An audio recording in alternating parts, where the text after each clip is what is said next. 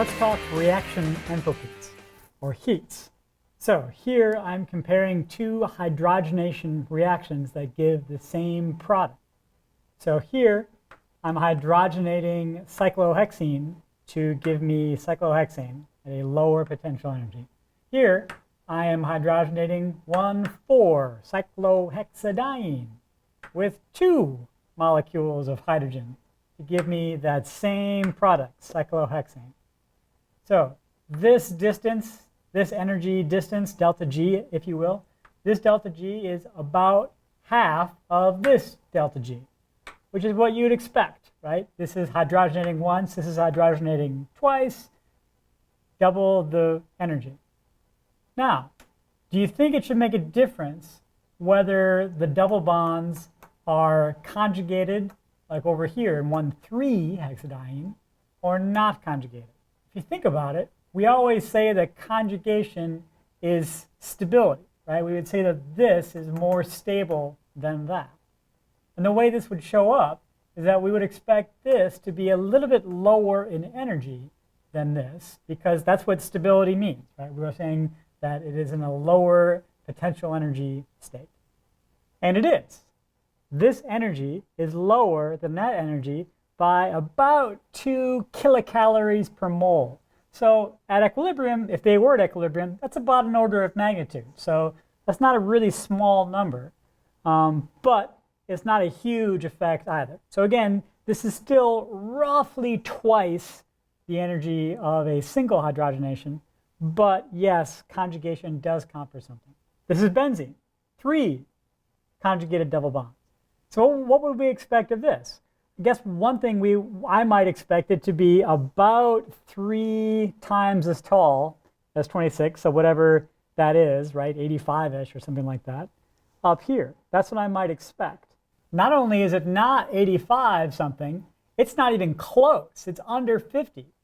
This is actually more stable than the conjugated cyclohexadiene, either of these cyclohexadienes.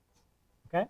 So whereas we go up in energy here, if we're talking about adding 3 equivalents of hydrogen to benzene, yeah, it's still downhill, but this is shockingly stable compared to the cyclohexadienes. And so there must be some reason why benzene is sort of magically stable. And we have a word to this. We call this aromatic stability, or aromaticity. Right? Aromaticity just means that we've got this conjugated system that's way more stable than we might expect. And to understand why that is, we kind of have to go back to molecular orbital theory. Here's a molecular orbital picture that took me a very long time to draw that I'm not going to spend a very lot of time explaining. So here, let's compare this conjugated triene with benzene.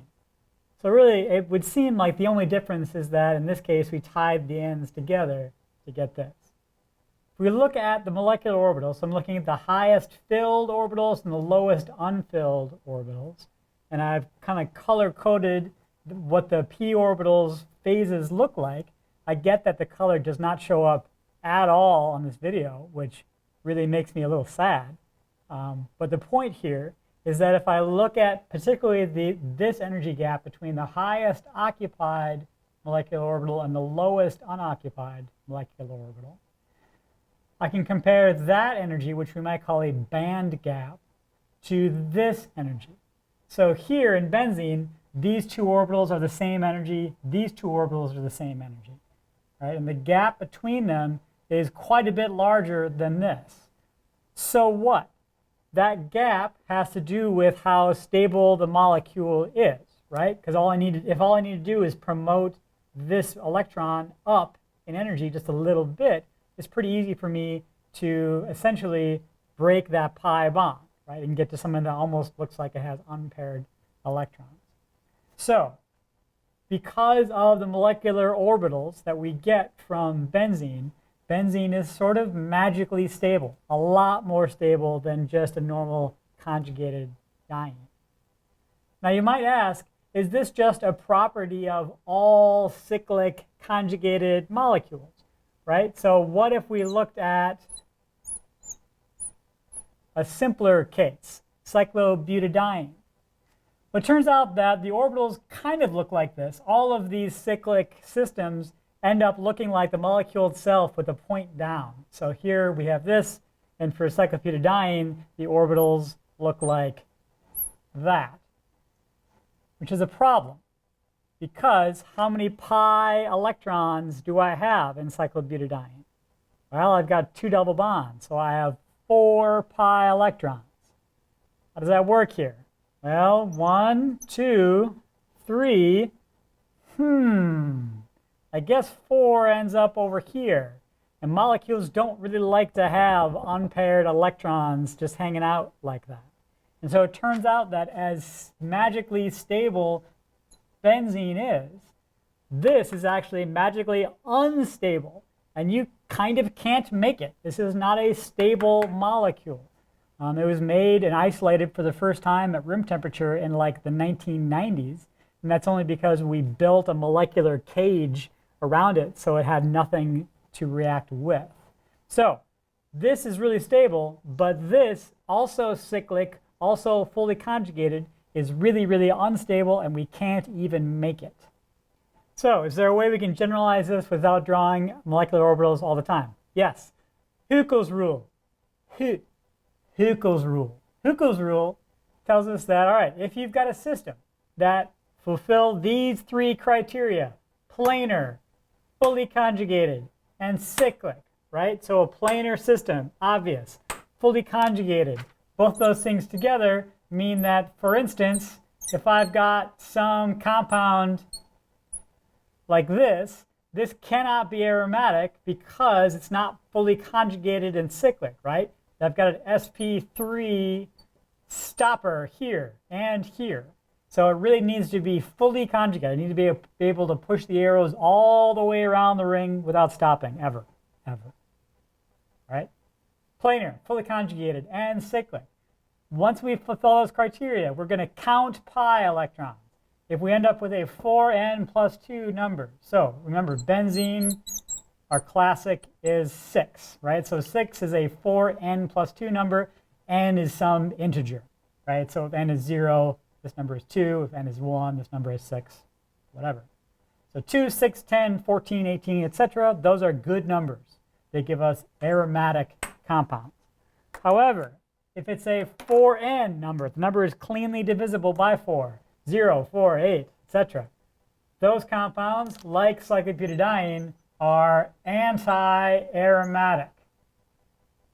Right? So you might be asked to tell whether something is aromatic, anti-aromatic, or this case where we don't even get through, we don't even get there because it's not planar, fully conjugated, or cyclic. We'll call these non-aromatic.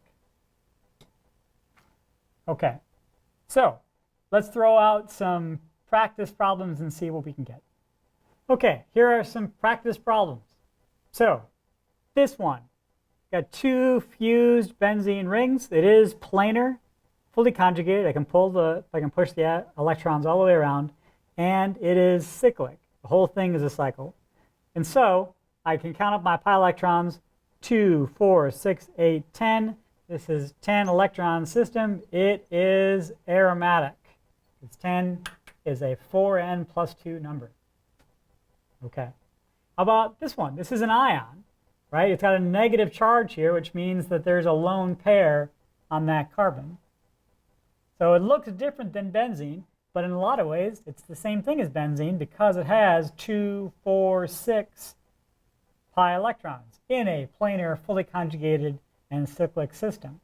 So this cyclopentadienyl anion has 6 electrons. It is aromatic. It's really, really stable and really important in stuff like inorganic chemistry. So when you take 320, you'll hear a lot about that. How about this one? So it looks like it should be planar, fully conjugated, and cyclic, but our count is 2, 4, 6, 8, which is an anti-aromatic number. So what we'll call this one, and we'll be clear with our language, is we'll say it's anti-aromatic if planar. Remember, molecules can move.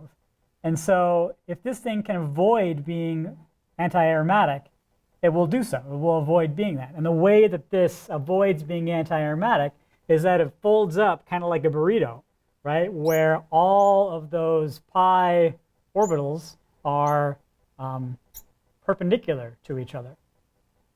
All right, so it kind of folds up like this.